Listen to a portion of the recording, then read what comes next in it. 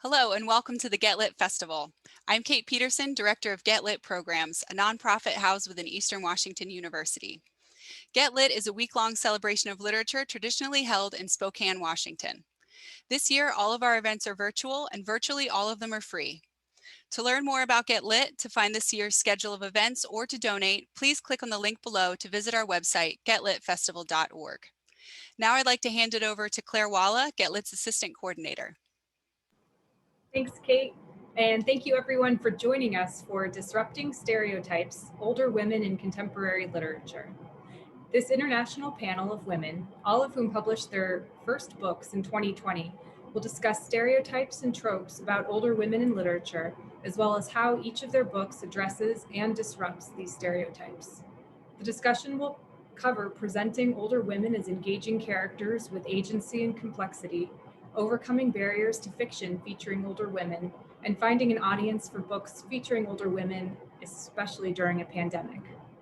For this event, we're also joined by festival author Emalee Gillis, who's going to help us with introductions today. Emalee is the author of The Other Side of Madness, Adventures on the Path to Living Well with a Mental Illness. Make sure to tune in to our event Disability Visibility this Friday, April 16th at 5 p.m. to hear more from Emalee. Thanks, Emalee, for being here and for getting us started with our first reader. I'd like to start by introducing Lois Ruskai Melina, though she will be our last reader today. Lois is the author of The Grammar of Untold Stories, a collection of 16 essays. She has been a journalist, an educator, and an advocate for survivors of domestic violence. Her books on adoption have sold more than 250,000 copies that have been translated into 3 languages. Thank you, Lois, for facilitating this conversation with today's authors. Our first reader is Linda Rosen. Linda Rosen's books are set in the not too distant past and examine how women reinvent themselves despite the obstacles thrown their way. Her debut novel, The Disharmony of Silence, was released in March 2020 from Black Rose Writing. Linda was a contributor to Women in the Literacy Landscape, a WNBA centennial publication for the Women's National Book Association, and has had stories published in online magazines and print anthologies. She's a member of the Women's Fiction Writers Association and the Women's National Book Association. Her second novel, Sisters of the Vine, releases March 2021. Welcome, Linda. Thank you very much. And yes, I am here to talk about the older women in novels with my debut, The Disharmony of Silence. So I'm going to read to you a small portion where you will meet Kate, who at the time, Kate is in her 20s and she's with her grandma, Ida. But actually, when you meet Kate in the book, she's 84 years old. This is a flashback during the story. And this takes place, this little part is in about 1951. Ida stood next to the mahogany dining room table, resting her hand on the curved armchair. Kate stepped back from her view. Kate stepped back from her to view the entire ensemble, her dress, shoes, and jewelry. No, Grandma, she said, the pearls aren't right. Don't you have a brooch you could wear instead? Ida brought her hand to her throat. The softness of the ecru lace kissed her fingers. I used to have a cameo. It would have been perfect. Used to? She nodded and gave her granddaughter a doleful look. Did you lose it? I believe I did. Ida's voice was soft and far away. She seemed to be contemplating the floral design on the dining room wall. How? What happened? Kate assumed the cameo was very important to her grandmother from the sad timbre of her voice and the droop of her shoulders. When did you lose it? Ida waved away the question. Forget it, sweetheart. Just create one. She reached behind her neck and unclasped the double strand. I'll take the pearls off and you paint whatever you want. Just like when she was a little girl, confused about something, Kate tilted her head and looked up at her grandmother with narrowed eyes. She wanted to know the story. This time, Ida didn't respond. She simply removed the pearls and handed them to her granddaughter. With the jewelry dangling from her fingers, Kate walked to her easel, wondering why Ida was being so secretive, then placed the jewelry on the easel's shelf. She adjusted the canvas and turned back. The sun streamed through the window, casting a golden glow on the centerpiece, a cut crystal bowl filled with fresh apples and pears. Beautiful, Kate said. Grandma, move a little closer to the table. I want to make it like you're arranging the fruit. Kate picked up her pencil. With simple, crude strokes, she sketched the preliminary lines of what would evolve into an oil painting. Every time she looked up, she wondered about Ida's mournful eyes. It was obvious she didn't want to talk about the lost cameo. What did your pin look like? She asked anyway. Describe it to me. A soft smile crept up Ida's lightly freckled cheeks, though sadness veiled her eyes. It was beautiful. Grandpa gave it to me when your mother was born. It was the first piece of jewelry he bought me in America. Kate pulled back from the canvas and gazed at her grandmother's wistful expression. You must have been so sad when you lost it. Her voice was soft and tender. Yes, honey, I was. Ida sighed and closed her eyes. A moment passed. The air seemed heavier. Neither woman spoke, though Kate watched every breath her grandmother took. She watched the rise and fall of her chest as it moved from quiet, gentle lifts to one large, expansive breath, like the final punctuation mark on a declarative statement. Ida opened her eyes. Focus on the painting, sweetheart, and make sure you put a little silver flower on the cameo. Grandpa had the jeweler add that to make it special. Paint it behind the woman's ear, as if it's holding a strand of hair in place. With each stroke, Kate grew more disturbed. It was obvious she'd upset her grandmother. Her stomach throbbed, telling her there was something more to this lost piece of jewelry. Obviously, though, her unease would have to remain until Grandma was ready to explain. As Ida suggested, Kate focused on the painting and waited. So you get a little taste of it and where the mystery is. It's not a mystery, it's a women's fiction, but there is a bit of mystery in there about the cameo. But as you meet Kate in the story, Kate is 84 years old. And the story goes back and forth from the early 20th century to the early 21st. And I just love writing older women. Most of the characters in this book are older women. My protagonist is Carolyn, and she's 63. Kate is 84. And I've just got this thing about honoring women that I have worked with as a fitness professional for many, many years, honoring the women who are incredibly fit and active in their 70s, 80s, and even their 90s. So I needed to honor them in my first novel. Thank you. Thank you, Linda. Our next reader is USA Today's best-selling author, Barbara Conry. Barbara's debut novel, Nowhere Near Goodbye, was published last summer by Red Adept Publishing. Previously, Barbara worked in the healthcare industry before opting for an early retirement, which eventually led to writing a book. Her greatest love is Miss Molly, her rescue beagle. There are stories to be told about beagles, and Barbara hopes to incorporate some of them into her books. Barbara lives in Pennsylvania, close to family and friends. Welcome, Barbara. Myself. Thank you. This is Nowhere Near Goodbye, my very first book, baby. I'm very proud of it, needless to say. I wrote a book because I was very touched by a personal situation where a friend of mine lost a loved one from glioblastoma. That's where this book started. and it was initially about the child, but then it turned out to be about the doctor who created a procedure to cure the disease. And then along came Miss Maggie. And Miss Maggie turned out to be, she's a secondary character.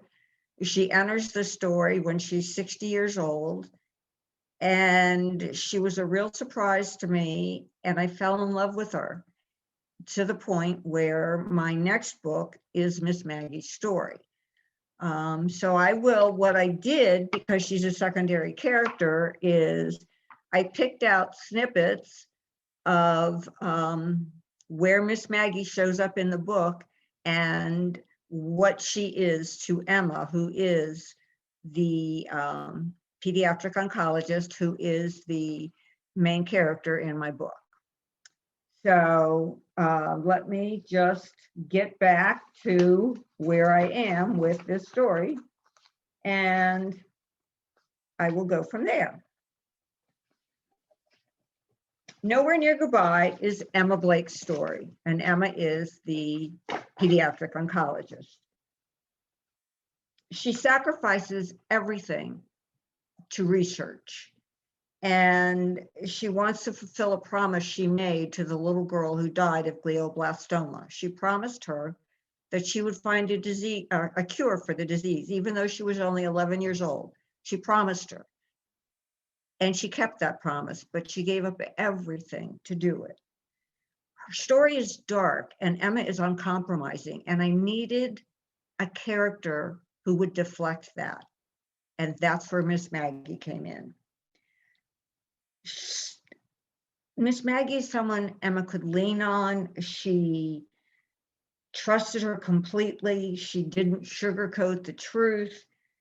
She said what needed to be said, no matter how much it hurt. She was a straight shooter. Miss Maggie explains it best. Because we moved to Eden, she says, we met Laura and Ned Bennett, Kate's parents. Because we wanted a puppy, we met Amanda and Terry Blake, who were in the process of having their own baby, Emma. Emma would grow up to be Kate's best friend. Kate would never grow up.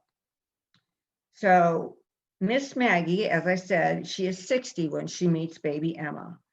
She turns out to be the closest thing to a mother that Emma has, even though Emma's mother is alive and well.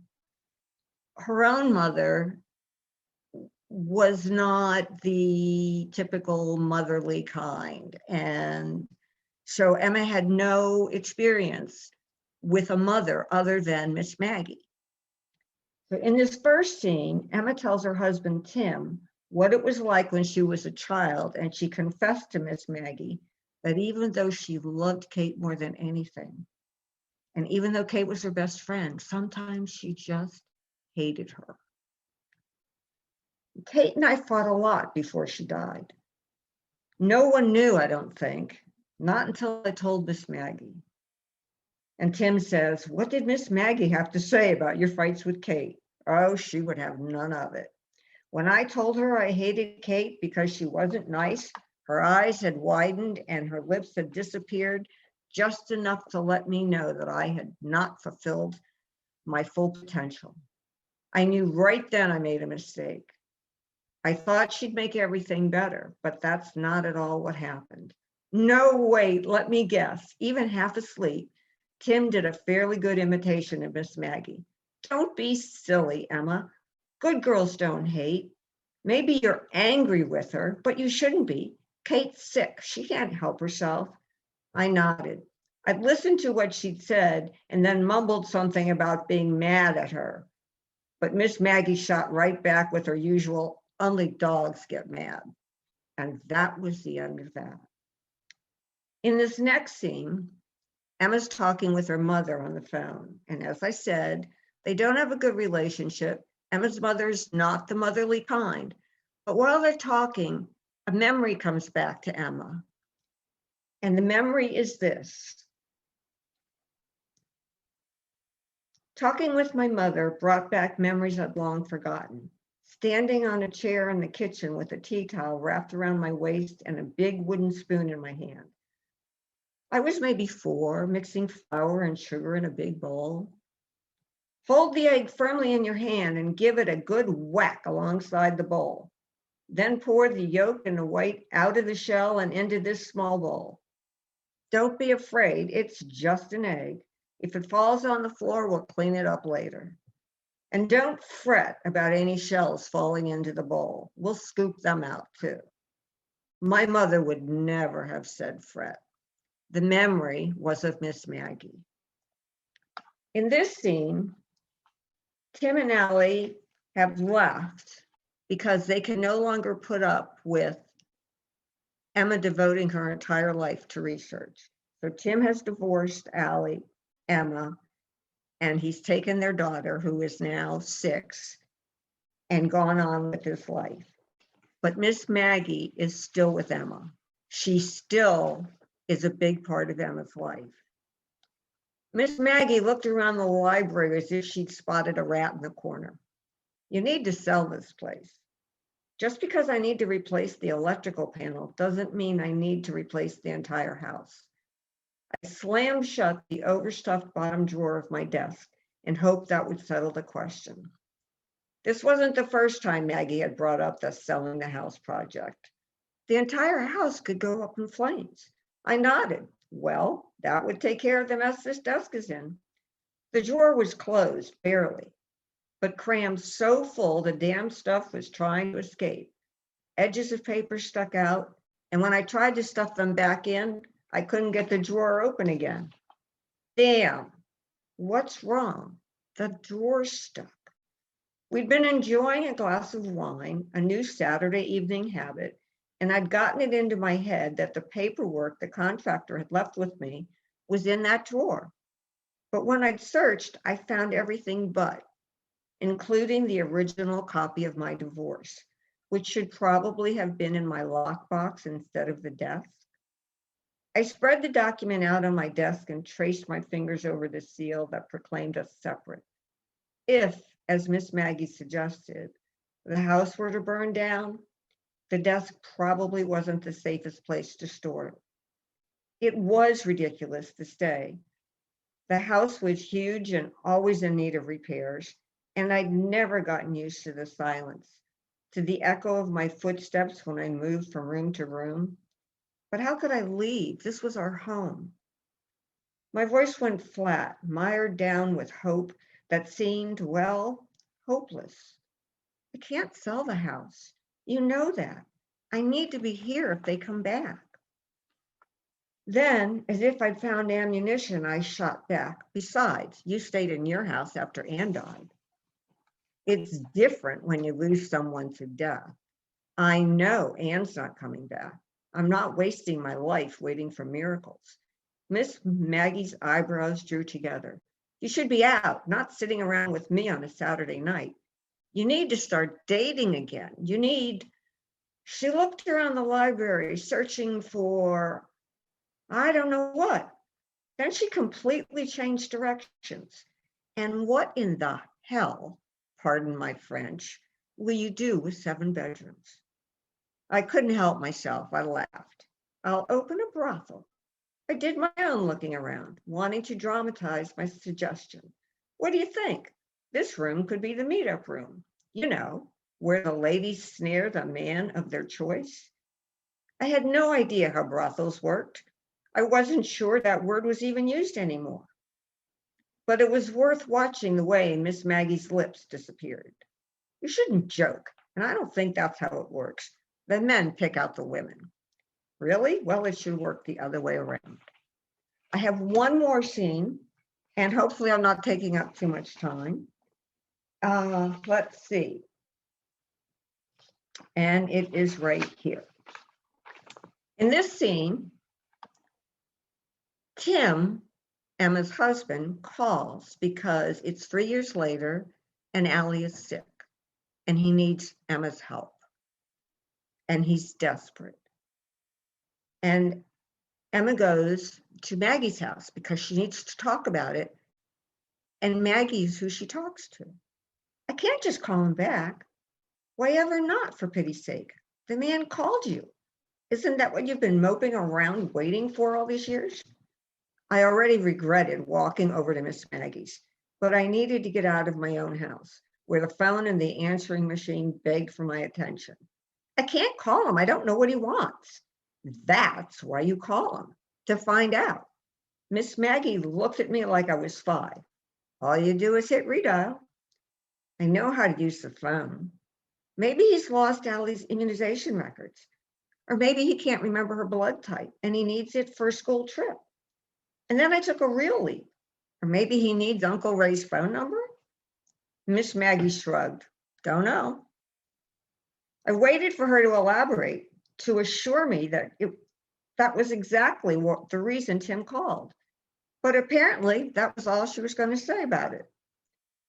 There was little I knew about their lives, only what Miss Maggie told me, and news from my family after their occasional visits to Tim and Allie in Providence. I knew he was happy. He liked living in a college town. He even taught a few creative writing classes. They'd found their own forever home, a small Victorian on Benefit Street in College Hill. I knew Allie was happy too. She attended the Moses Brown School.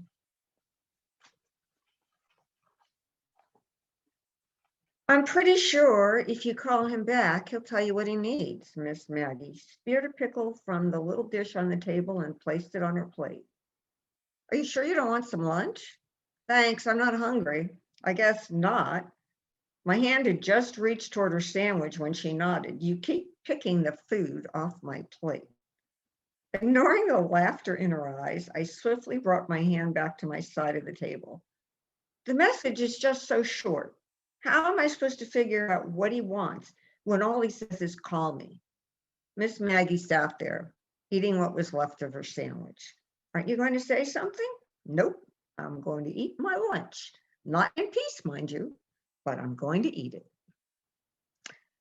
And that's the story of Miss Maggie. Thank you.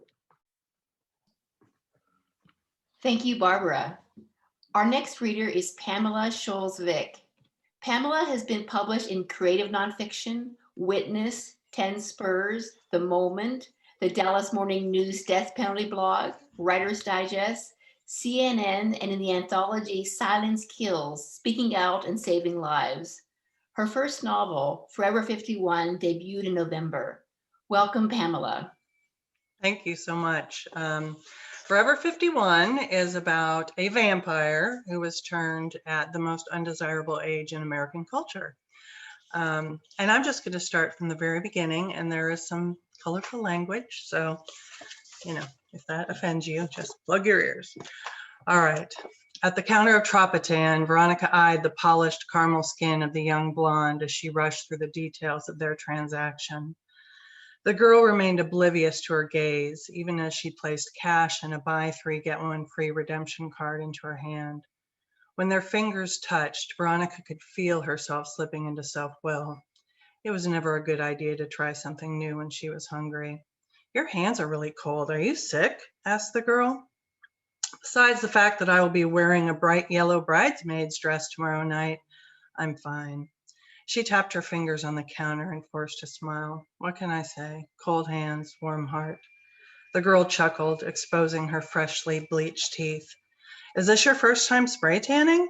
Yes. Veronica's brows knitted. Is that a problem? Well, you don't look like you get out in the sun much, which I guess is a good thing, with cancer and all that.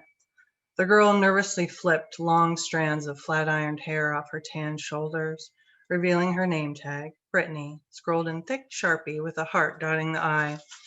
We close in 30 minutes, but I'm pretty sure you'll have time to dry. Anyway, here's a shower cap, nose plugs, and some goggles. Did you by chance bring your swimsuit? I don't swim, Veronica deadpanned. It's not a problem. Brittany laid a pair of paper briefs on the counter. Take your pick of any room and I'll be down in a minute. I imagine that you will. Veronica swept the items into her oversized purse and sauntered down the empty hallway, eyeing each identical room along the way. Halo blue tanning beds, weird black hoses hanging from the walls, mirrors everywhere. This was not what she signed up for. Which room has the machine? I don't see it. Irritation was building. It's out on repair. Oh. Veronica felt trapped and uncomfortable with the idea of a younger, more attractive woman witnessing her exposed, aged flesh in this last-ditch attempt at vanity. A hot flash rose inside her, beating her upper lip in sweat. She hadn't eaten in a week, which didn't bode well for anyone. Don't worry about it, Brittany called out from the front counter. I've seen a ton of naked women, and a lot of them are way bigger than you.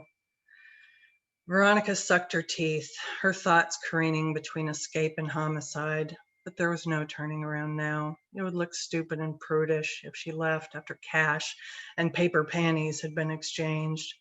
It didn't help that they were closing in 30 minutes and the wedding was tomorrow night. Fuck it. She shuffled inside one of the tiny rooms at the end of the hall, closed the door and bolted the lock. The fluorescent bulb flickered its sick light, illuminating a compact compressor, a cedar bench, and a long, thin mirror so patrons could observe their sticky, sunless metamorphosis. Or not. Veronica yanked a long trail of paper towels from the roll by the sink and tucked it in at the top edge of the mirror. She shucked off her yoga ensemble, hiked up her 2-ply big girl panties, and tucked a prayer between the despondent folds of her cleavage. God, grant me the serenity to accept the things I cannot change. Ma'am, are you ready in there? No. Yes.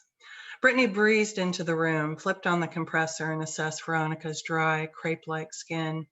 Did you exfoliate today? She inspected Veronica's calves. Or shave? What was this, the Tannish Inquisition? Veronica stiffened, escape impossible, homicide tempting, as her sponsor, Paula's voice ricocheted through her mind with the old familiar acronym, HALT.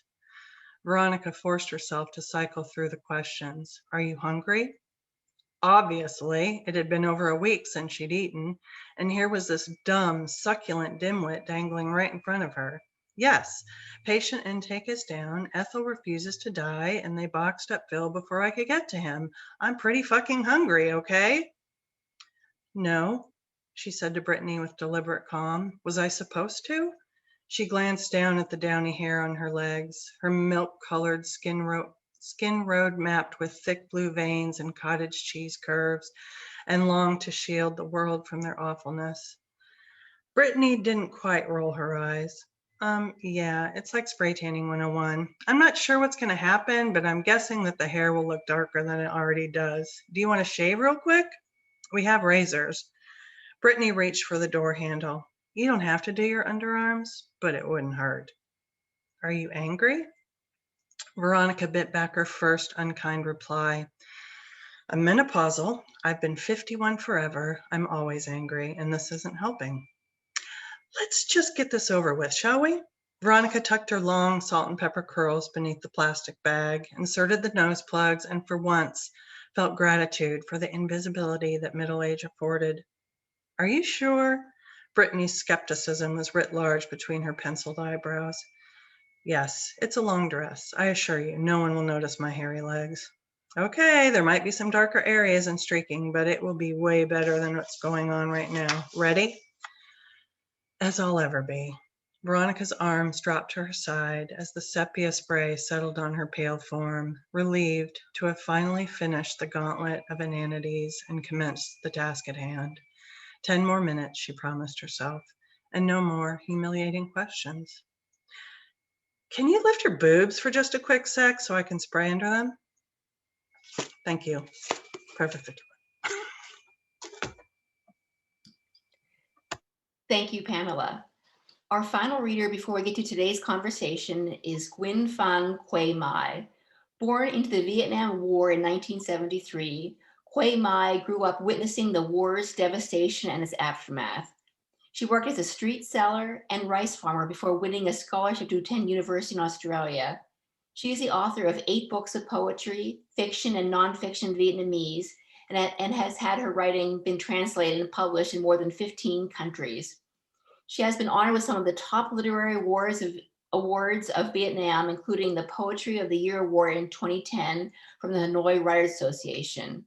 Her debut novel in English, The Mountains Sing, was awarded Lannan Literacy Awards Fellowship for contribution to peace and reconciliation, as well as a Book Browse Best Debut Award for 2020. Quay Mai has a PhD in creative writing from Lancaster University. Welcome, Quay Mai. Thank you so much, Emalee, for your kind introduction. I must say that I love being here and listen to, my favorite authors read. Pamela, I love the humor. I want some of your humor in my writing, and maybe the next book I have to have a vampire in it, an older vampire who's like so cool and use the F word, sorry. But seriously, I am being upset now. At the moment, there are so many older Asian women who are being attacked out there. Violence against older Asian women in America is just unacceptable. And my heart is just broken, but, we are always, older Asian women are always represented in film and Western literature as victims, right? And now with the image of them being beaten up, being kicked, being trampled upon in New York. There was a video that went viral, and there was this lady who was walking, and she was certainly attacked by a man, and there were like a few other people who stood there and watched and did nothing and closed the door on her. So I'm just being very upset, and I just, but out of all of the terrible things that are happening, there are stories of triumph. This grandma, Mrs. Xiao Sensi, 75, she was attacked by a racist, and she fought against the racist. And the family did a GoFundMe funding campaign for her and raised nearly $1 million, and she donated all of it to efforts to fight against racism. So grandmas are heroes to me, and she's one of the heroes that I admire, and she speaks so much for the elderly women whom I met in Vietnam. And I think one of the reasons I wrote my novel, The Mountain Sing, is to represent, the elderly women of Vietnam, not as victims, not as those of absence of agency, but of women who are the pillars of our families, our community throughout our turbulent history. I like to read to you the first in the voice of Grandma Diệu Lan in The Mountain Sing. So my novel, The Mountain Sing, is written in the voices of Grandma Diệu Lan and her granddaughter Hương. So this is the opening chapter in the voice of Grandma Diệu Lan, who tells her granddaughter Hương about her family's history, and she calls her granddaughter Guava to guard her from the evil spirit, which is believed to hover above the earth, looking for beautiful children to kidnap. The fortune teller. Guava, remember how we used to wander around the old quarter of Hanoi. We often stopped in front of a house on Hàng Gai. I didn't know anyone who lived there on Silk Street, but we stood in front of the house, peering through its gate. Remember how beautiful everything was? Wooden doors featured exquisite carvings of flowers and birds. Lacquered shutters gleamed under the sun, and ceramic dragons soared atop the roof's curving edges. The house was a traditional namzan with 5 wooden sections, remember? There was a front yard paved with red bricks. Now I can tell you the reason I lingered in front of that house. It looks just like my childhood home in Nghệ An. As I stood there with you, I could almost hear the happy chatter of my parents, my brother Tong and Auntie Tu. Ah, you asked me why I never mentioned to you about having a brother and an aunt. I will tell you about them soon, but don't you want to visit my childhood home first? To go there, you and I will need to travel 300 kilometers from Hanoi. We follow the national highway, passing Nam Định, Ninh Bình, and Thanh Hóa provinces. Then we turn left at a pagoda called Phú Định, crossing several communes before arriving at Vĩnh Phúc, a village in the north of Vietnam. The name of this village is special, Guava, as it means forever blessed. At Vĩnh Phúc, anyone will gladly show you to the gate of our ancestors' home, the Trần family's house. They will walk with you along the village road, passing a pagoda with the ends of its roof curving like the fingers of a splendid dancer, passing ponds where children and buffaloes splashed around. During the summer, you gasp at clouds of purple flowers blooming on swan tree and at red gout flowers sailing through the air like burning boats. During the rice harvest season, the village road will spread out its golden carpet of straws to welcome you. In the middle of the village, you will arrive in front of a large estate surrounded by a garden filled with fruit trees. Peeking through the gate, you see a house similar to the one we saw on Silk Street, only more charming and much larger. The people who take you there will ask whether you are related to the Trần family. If you tell them the truth, Guava, they'll be astonished. The Trần family members have either died, been killed, or disappeared. You will learn that 7 families have occupied this building since 1955. None of them are relatives. My beloved granddaughter, don't look so shocked. Do you understand why I have decided to tell you about our family? If our stories survive, we will not die when our bodies are no longer here on this earth. So through the mountains sing, I want to fight against the stereotypes which are so common out there, about older women. In our culture, older women are seen to be wise, but more than that, they are storytellers.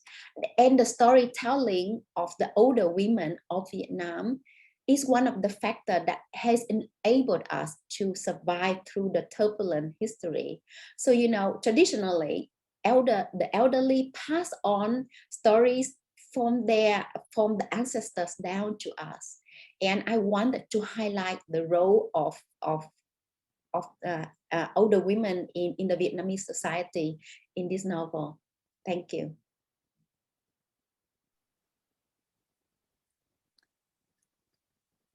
Thank you, Quay Mai. And thank you, Get Lit, for inviting us to talk about this topic, because I think it really is an important one to be discussed. I often, as I know all of you do, devour a lot of books, and if fiction is about what people long for and what gets in their way of finding it, then I think we need to represent a variety of longings. And often I find that the books that keep getting recommended feature younger people whose longings are real and important, but different than the longings older middle-aged and older men and women. And I find even when those characters do appear, that sometimes, often maybe, the older women are portrayed as frumpy. They're portrayed, as Kwe Mai said, as victims. They're often clueless and sexless. And it was delightful to become acquainted with many of the debut books in the 2020 class, but especially these authors, because these authors have created characters who, as Linda said, are fit and physically active. She has her character teaching a fitness class to 70 and 80-year-olds, and they're sweating in that class. There are characters who are smart, who are well-educated, who are resourceful, and who have agency. They lead creative lives, as Linda said. She's an 84-year-old woman who is a painter, and they have sexuality. And so I'm delighted to for us to dive into what some of the motivations were for writing those characters, what kind of pushback you got, for, if any, for writing those characters, and what kind of challenges that you faced. So I want to start with Linda, because I think she just didn't shy away. She just went for it. Like, here's an older character doing this, and here's an older woman doing this, here's an older woman doing this. And they were dealing also with particular issues, like the decline, or caring for an aging parent who was in decline, a character who had lost a lover who was married to his wife had dementia. And, do you move across the country just because all the people that you love have died? So, Linda, I wonder, when you started to put this book out into the world, what kind of response did you get from agents or editors? Were they like, oh, I don't know, or were they like, yes, we need more older women in our books? To be honest, it was more like crickets from agents. I had some agents, ask for partials or fulls, but I eventually went with a small press. So I can't answer that as to agents. But when I submitted to Black Rose Writing, my small press, there was no issue. There was no comment at all. It's when I saw your questions about that, I had to stop and think, because I really didn't get any pushback. And what I found interesting, I knew that my reader would be women over 40, I want to say. But one review I got from a woman who handed her 13-year-old daughter the novel, and the daughter fell in love with it, shared it with a friend, and it's now in her school library, which really, that touched me, and I never, ever expected kids to, but I guess maybe she has a special relationship with her grandma. I don't know. So I did not get any pushback from it at all. When you were hearing all those crickets, did you suspect that it had to do with the age of your characters and the topics that they were dealing with, or was it just so, who knows? No, I didn't expect that. And I know they didn't know who I was or how old I was, but I couldn't help but think it was because of my age that that it was crickets. Though they did not know who I was, but that was a consideration of an older woman. Would I be getting published? Because they do wonder, how many more books do you have in you? I'm not 30 and 40 years old. So that was my thought. But I was okay. Yeah. Interesting. I hadn't, I'd certainly considered the idea that older authors maybe don't get the same attention if you don't have a whole history to go on. But it hadn't occurred to me that that it is an investment that the publishing world makes in you, and they do expect the second book, the third book. What an interesting perspective. Pamela, I'm curious about the question of whether your character's status as a vampire allowed you to explore some of those issues of middle-aged women and aging women in unique ways. You know, there's an absurdity. I hope you're not offended if I say an absurdity around the vampire image and a humor. Certainly your book is humorous. And I wonder if that made it easier or harder to disrupt those stereotypes. Well, I consider myself a nonfiction writer, and so writing a book about a menopausal vampire was, to me, it was even crazy to do that. But it was the only way I felt like I could write, you know, because I'm 50 years old, to write about what happens as you age as a woman and the invisibility of getting older in American culture. And, you know, a vampire does not reflect. So I thought, well, let's explore that. She doesn't reflect, people can't see her, and she's stuck at the most undesirable age, the age of menopause, the average age of menopause, which is 51. And so, you know, I explored, you know, what would that look like? And, you know, Veronica is a very, yeah, she's grumpy and she has hot flashes, but she is also the hero of her own story. And I wanted to portray, you know, that special time in a woman's life with some humor, because I'm tired of the narrative of, oh, menopause, dread it, oh, your life's over. No, it's not.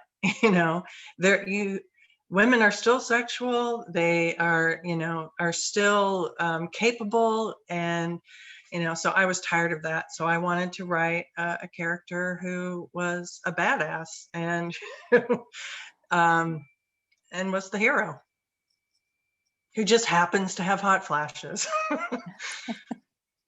Well, I love that you saw the invisibility issue as what the central, I guess,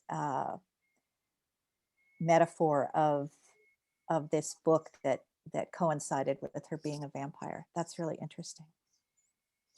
And Barbara, you've told us that your next book is going to focus on Miss Maggie, and she is, as you have shared with us, the wise old woman in Nowhere Near Goodbye. How do you see her? How do you see her developing? How do you see her being fleshed out? What is it in this next book that you want to say about older women through Miss Maggie? Well, in my second novel, Miss Maggie starts out being 16 and pregnant. And I can never seem to write a book that goes for like a time period of 6 months or 6 weeks. I go years. It's like the first book went years and the second book will go years. She starts out in 1949 being pregnant, getting kicked out of her house. She ends up going through different stages of her life until she realizes that she falls in love with a woman. And she keeps evolving and she's very afraid. She falls in love with a woman, and my second book takes place in the same geographic location as the first book, which is Intercourse, Pennsylvania, which is a real place, about 30 minutes from me. And I always knew I wanted to write a book about intercourse because, you know, why could I not? It's like, it just opens up so many things. So I did actually a lot of research about it. I researched intercourse. I mean, that has to start conversations. But Maggie is a strength and a woman to be reckoned with. But Maggie has not only secrets, but faults. And this is what is explored in the second book. And although it starts with Maggie being young, the majority of the book takes place when Maggie is 40, 50, 60, 70. So she just keeps growing. And it has been the joy of my life to write this book. It's basically finished. I'm like doing little, you know, like we always do when we just can't bear to give it up. And I think she came from nowhere. I mean, when I first wrote Nowhere Near Goodbye, she had maybe 2 sentences. And because I had to rewrite half the book, I created Miss Maggie just kind of like showed up and I just went with her and she just, so it was to me a no-brainer to make her the person I needed to write about because I needed to discover what were her secrets and what were her strengths and why was she so strong. So it just led me, in a sense, in the same direction of looking at women who are not our typical main characters. And that's what I did. And actually, I started writing my second book the day after I handed the first one into my editor, and I knew it was going to be a prequel to Nowhere Near Goodbye. And I had said just recently to somebody, I probably was either really stupid or incredibly smart to write a prequel to a book I had no idea how it was going to do. And it turned out, I think it will be okay that I did that, but I hope that answers your question. It does. I think it's really interesting when characters just kind of appear. Yes. You know, they're coming from someplace and they want their stories told, I think.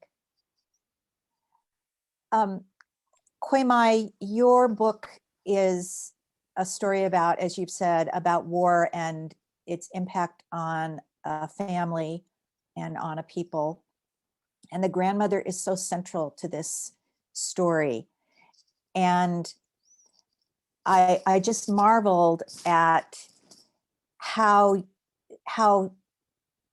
she has such resourcefulness, such agency in the book, how she keeps confronting challenges and is heroic in many ways, but also is not in a two-dimensional way because she has faults and she has vulnerabilities. And,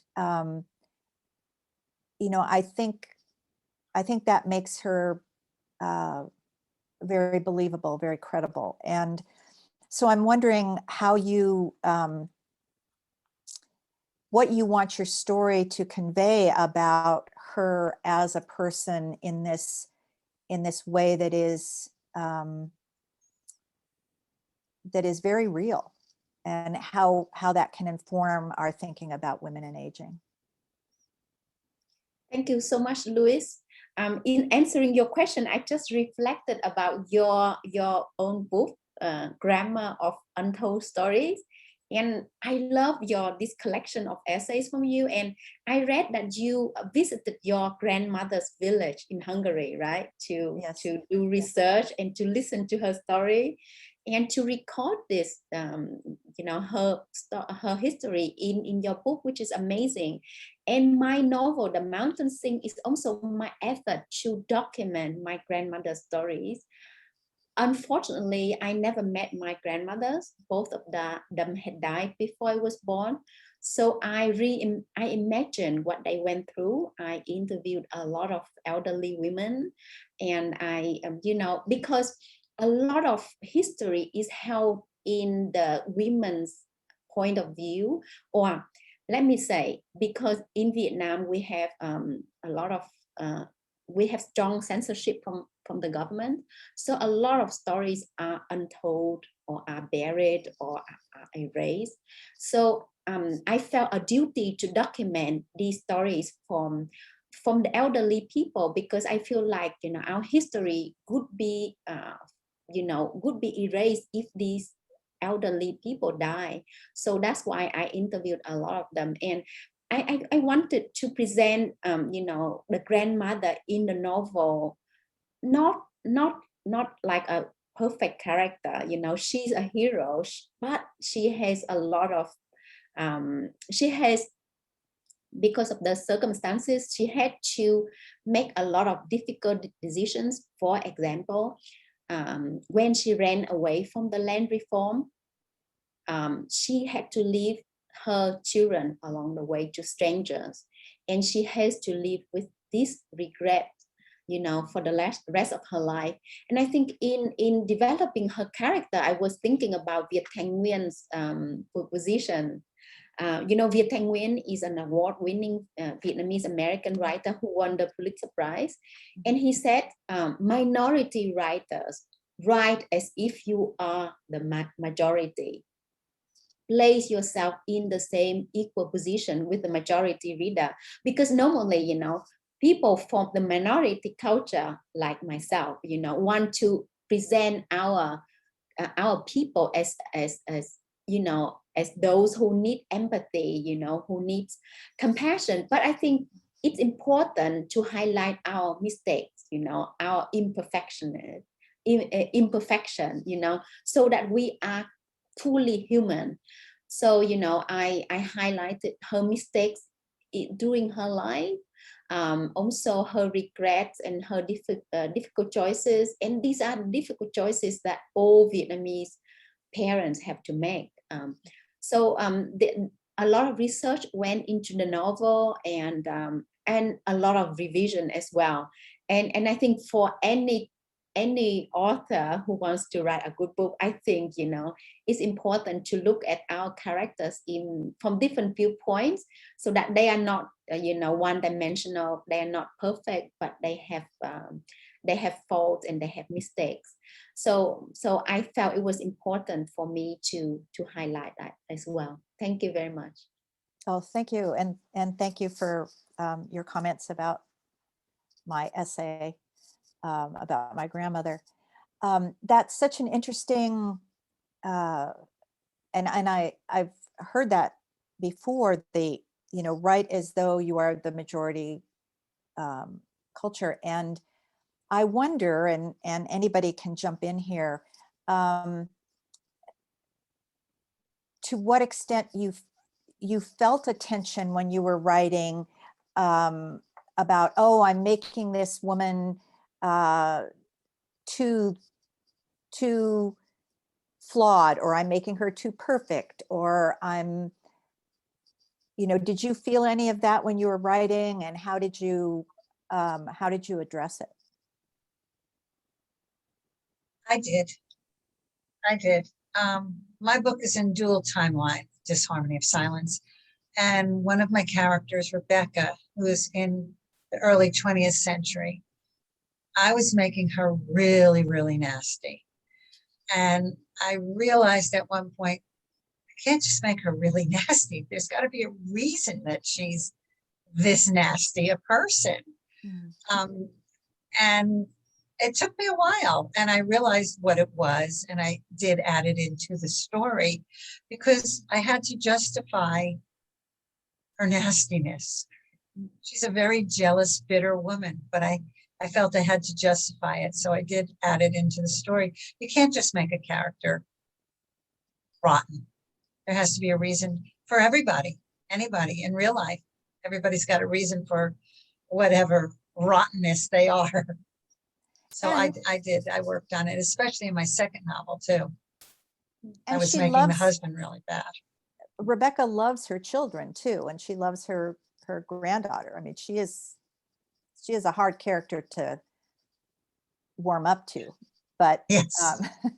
but she does balance that. You know, she loves her people hard, and when she doesn't like you, she doesn't like you hard too. Right, right.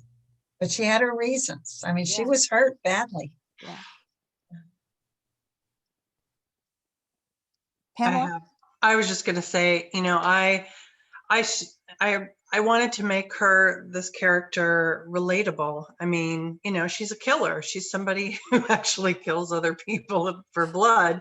But I wanted to make her a relatable. She tries hard to be an ethical vampire, and you know, she works as a hospice nurse, so she can ethically obtain her blood. But she is going through eternally, you know, through this change of life. And so she's got the mood swings. And so, I mean, the feedback that I've gotten from readers is that they can see themselves. They see themselves. And I think that's what, you know, with fiction, we want to see ourselves reflected in the pages. Like, oh my gosh, there I am. You know, we're not all, you know, going to be, I'm over the 22-year-old romance story of, you know, I want to see myself and my story, you know, in popular media, in film and book and TV series. And that's kind of, you know, even though it's, you know, it's real fiction, you know, it's paranormal. I think the main character is relatable, and, you know, she's flawed, but she tries to be as good as she can.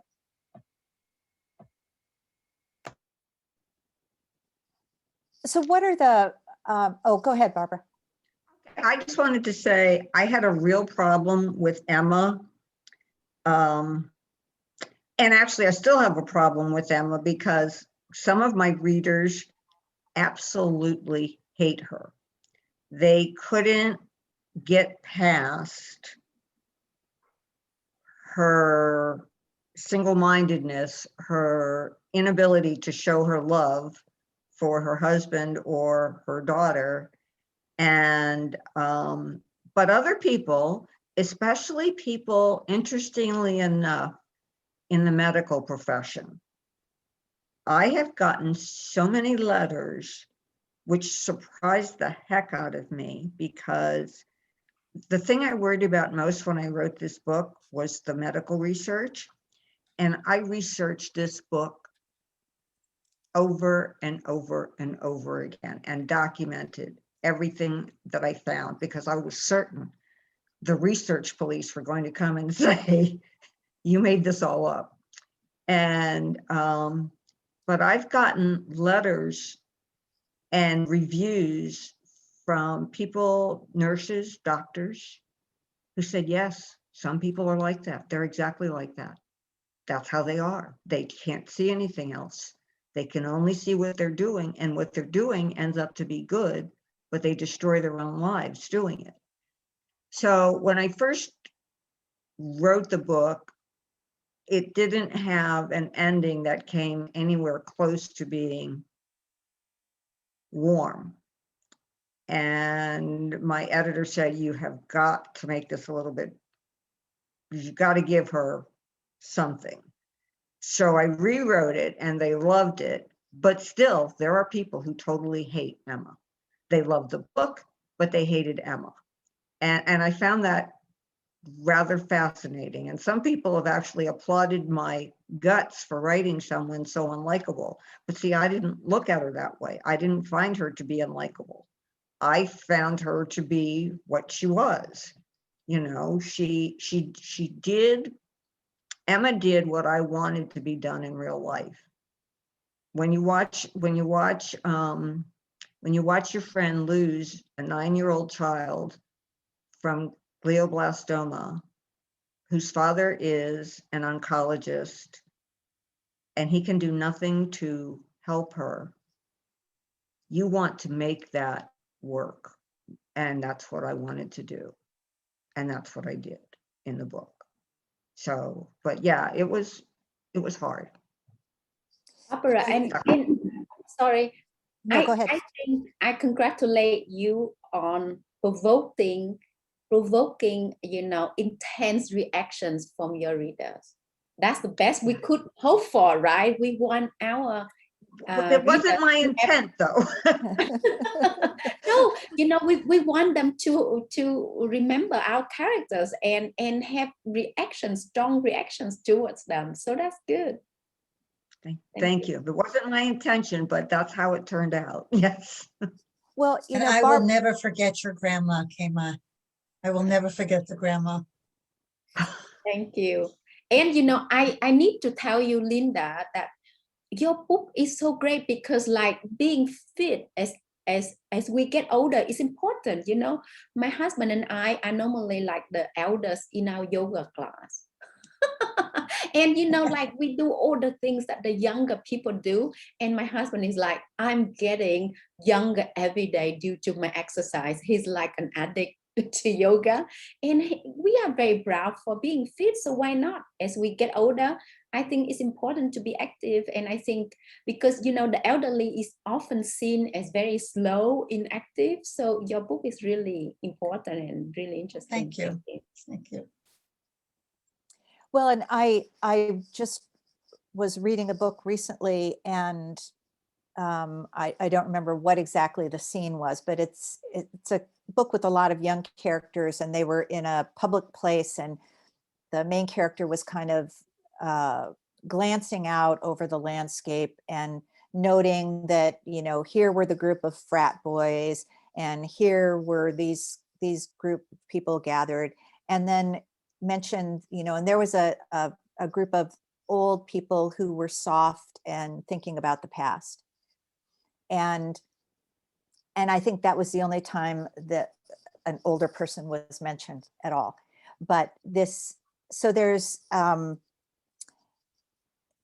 think the stereotyping, but there's also the singularity of that particular substitute, that all seniors, all older women are this way, or they're all soft, or they're all just, not have nothing to live for. And so how do you, and Pamela, you wrote, and the part you read was about, her skin is pale and it's cottage cheesy.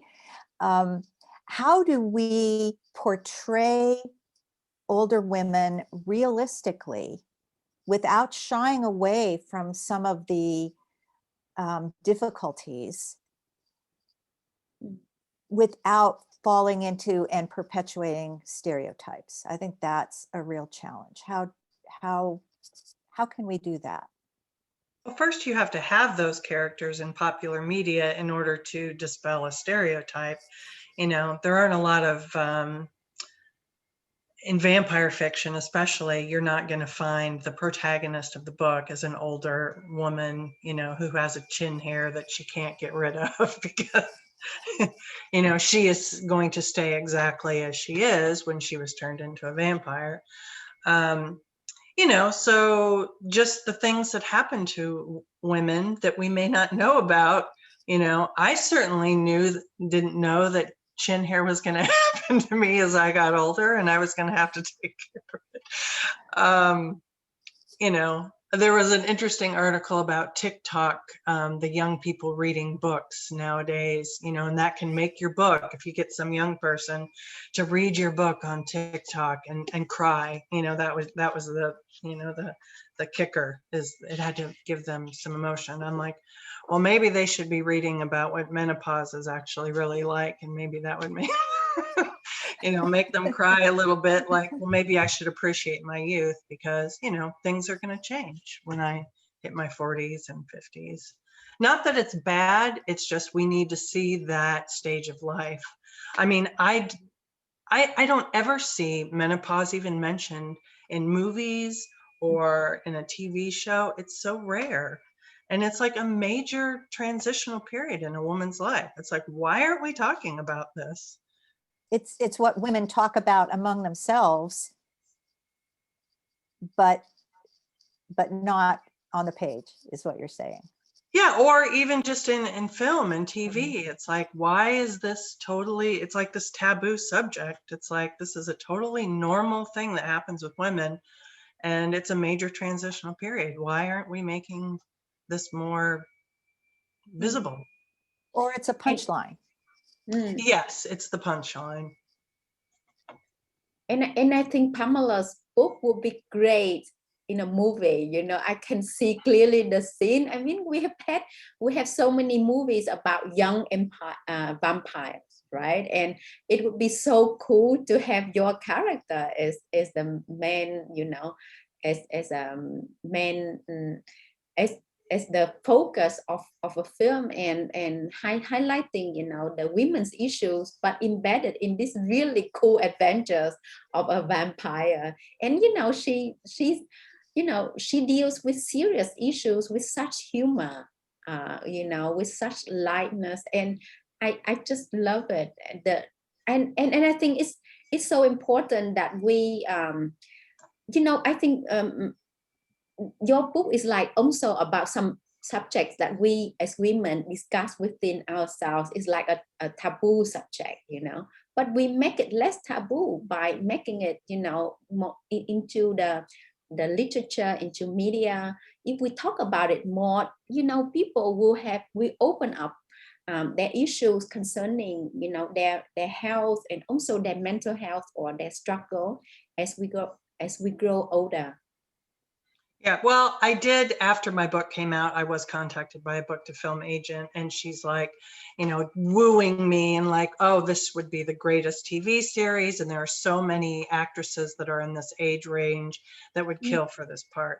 And, so she sold me on, that would happen. It hasn't happened yet, but, it would be very interesting, to see what, if because I was told nobody's going to want to read a book about a menopausal vampire. When I queried it initially, I remember I did it at a gong show query at a conference, and one of the agents was like, what?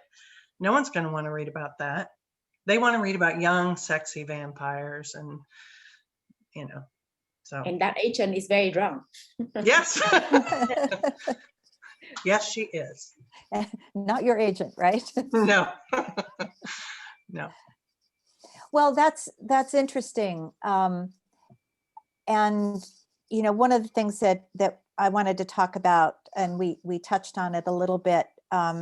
Did any of you feel like just being an older, for those of us who are older, just being an older author, did you feel invisible in the querying and publishing process as well?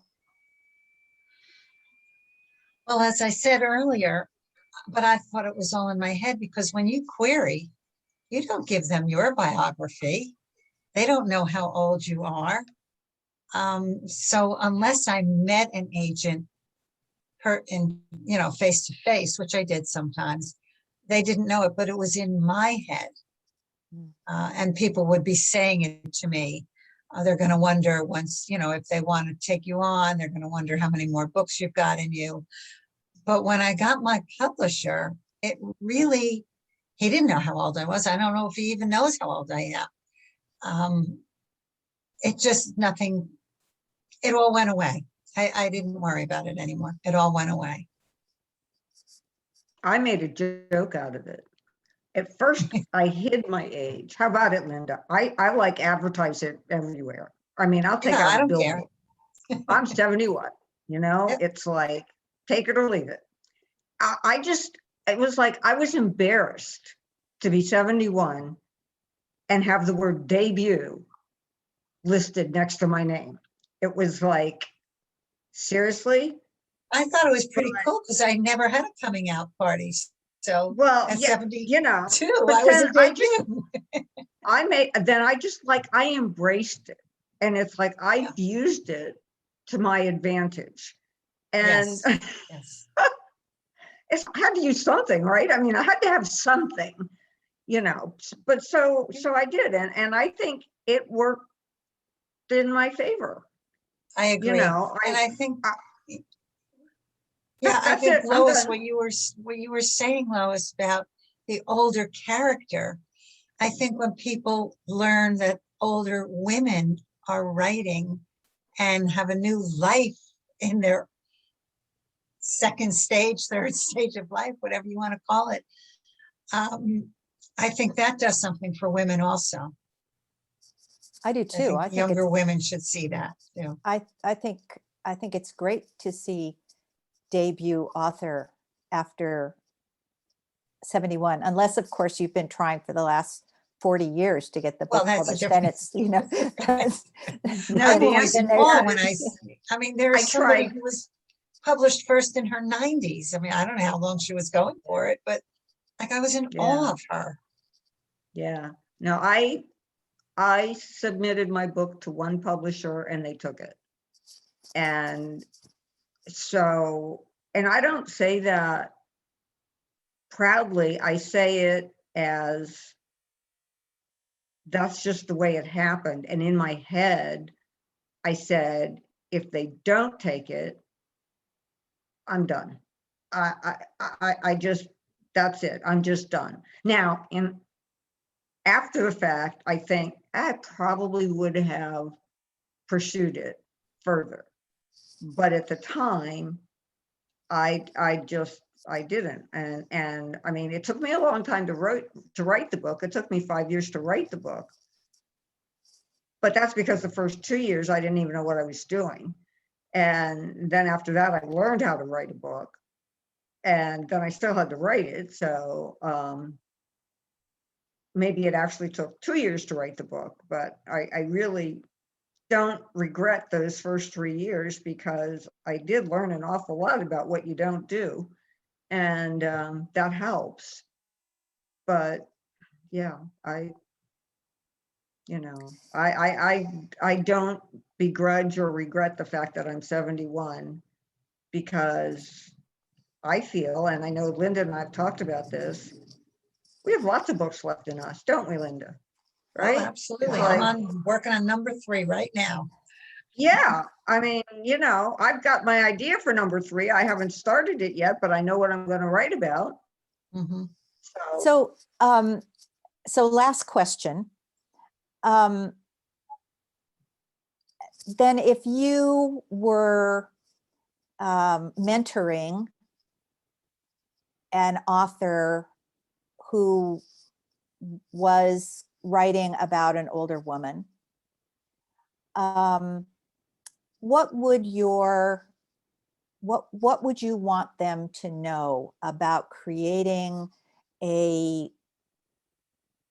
meaningful character who didn't fall into those old tropes and stereotypes? What would you want them to know or think about, or what would be your advice?